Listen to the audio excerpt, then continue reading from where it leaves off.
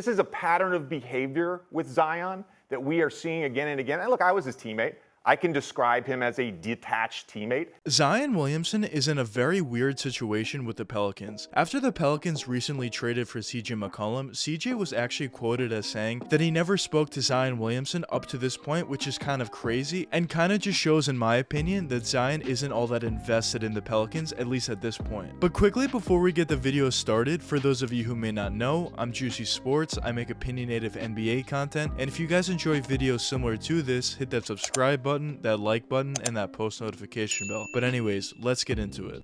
Oh yeah, I work with the medics. I'm about to get you injected. I got a couple connections so I can get you prosthetics.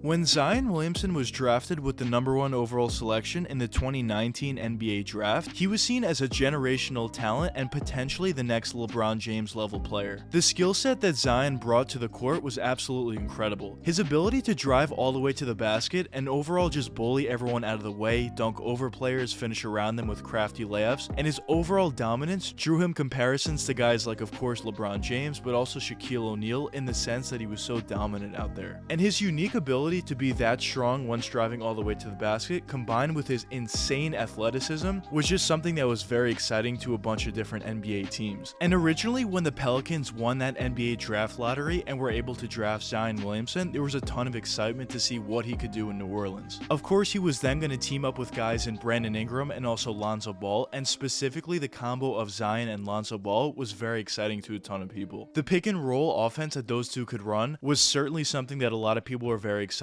for. Now, of course, it didn't necessarily last that long with those two, because when Lonzo was in New Orleans, Zion, of course, wasn't on the court all that much, but also recently Lonzo Ball signed with the Chicago Bulls in free agency, of course. But of course, even besides Lonzo, there was still a ton of excitement for Zion in general. But now let's get into this interesting situation between Zion and the New Orleans Pelicans. So for me, it really goes all the way back to the NBA draft lottery. Originally, when the draft lottery was happening, it seemed like, at least to me personally and in a bunch of other people's opinions as well, that Zion clearly wanted to go to the New York Knicks, and when the Knicks obviously got the #3 overall pick and Zion was not going to go there and he was going to go to New Orleans, I'm not necessarily saying that he didn't want to go to New Orleans, but I think he wanted to go to New York really badly. And there's also, of course, that clip of him saying that Madison Square Garden is his favorite place to play outside of New Orleans, but obviously that's kind of a diplomatic answer, you kind of have to say that. And on top of that, the fact that the Knicks have both RJ Barrett and Cam Reddish now, two of Zion's Duke teammates, even more rumors are flying about that as well. But there's just been a ton of different connections between Zion and the Knicks in general. But even besides the connections with Zion and the Knicks, I think there's still a few different things that are kind of odd, and some things that the Pelicans certainly need to pay attention to. So of course, as I mentioned, the whole CJ McCollum thing and Zion not calling him, of course that's a little interesting and weird, because as I mentioned, of course, typically players, especially the top players on the team, which Zion certainly is, typically reach out to the new player on the team just to see how they're doing and that they're excited to play with them. But the fact that Zion didn't do that whatsoever shows that he's not completely all in with the team, at least in my opinion. But even besides that, the whole fact that Zion is injured currently at this point and is rehabbing in Portland with his family and some agents rather than rehabbing with the team in general is a little interesting. Players have done similar things in the past, so I guess I can't really say that much about that. But really the more concerning part, at least in my opinion, to Pelicans fans and the Pelicans in general, is the fact that it seems like the Pelicans don't have all that much information on Zion. Now, of course, originally they were saying that Zion could potentially come back before the NBA season started. Now, of course, that didn't happen. There was also some other reports saying that Zion could potentially come back a month or two ago. Of course, that didn't happen. And now there's currently no timetable on Zion's return. Now, I will say people within the Pelicans organization are optimistic that Zion will come back before the NBA season ends, but currently at this point, there's no official timetable to when he can come back. And overall, the fact that the Pelicans don't seem like they have all that much information on Zion Williamson and his injury updates is a little concerning to me personally, and kind of just shows somewhat of a disconnect once again. Now, of course, maybe the Pelicans are getting a ton of information, but aren't necessarily reporting it to the media. Of course, that is possible, but I don't necessarily think that's completely true just due to the fact that they thought Zion was going to come back at the beginning of the season, then they thought he was going to come back a few months ago, and of course that didn't happen.